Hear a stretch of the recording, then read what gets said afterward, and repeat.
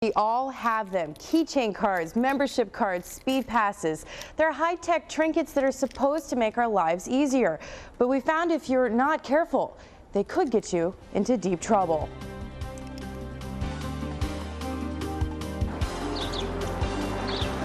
It looks so innocent. Two people walking past each other. But watch. Did you see it?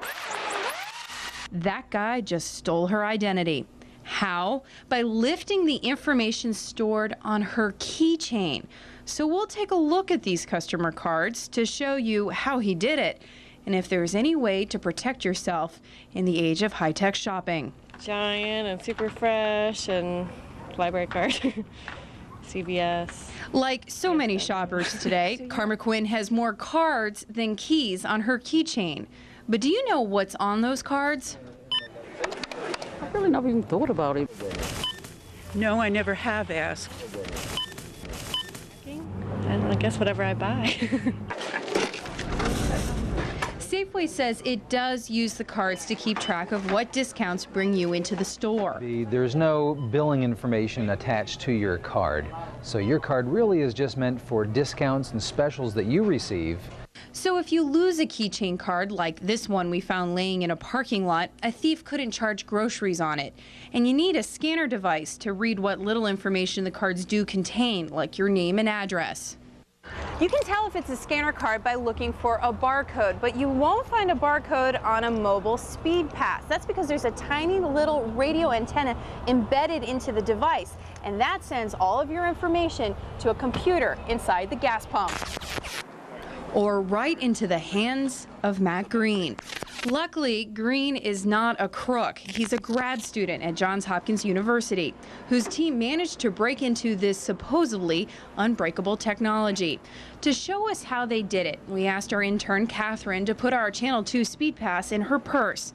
Watch as Green walks past her. He will steal the keychain's radio signal right now.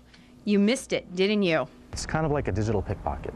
Hidden inside Green's bag is an antenna, which intercepted the keychain's radio signal and sent it to his laptop computer. All we have to do, really, is wave the Speedpass somewhere near this antenna, and all of the information, which is these numbers here, everything we need to make a copy of the Speedpass comes right up on the screen, gets recorded.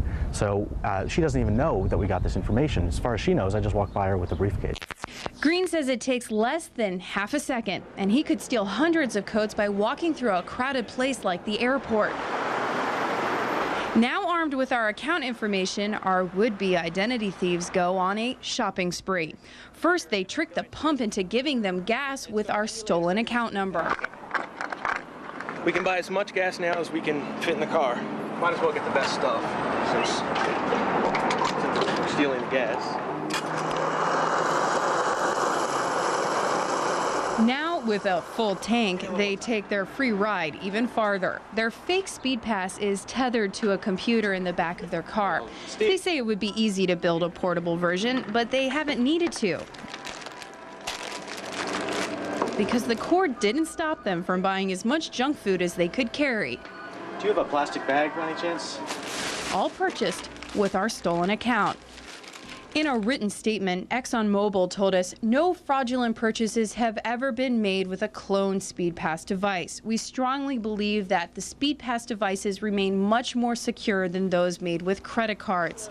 ExxonMobil also pointed out that the guys from Johns Hopkins are very, very smart, something their professor Avi Rubin simply shrugs at. I think it's true that the graduate students here at Johns Hopkins are very bright and we're able to do this in a short amount of time, but people shouldn't be naive about this. You know, organized crime has a lot of resources, they have deep pockets, and when there's a way to get around a system, you know, the bad elements in our society figure out a way to do it.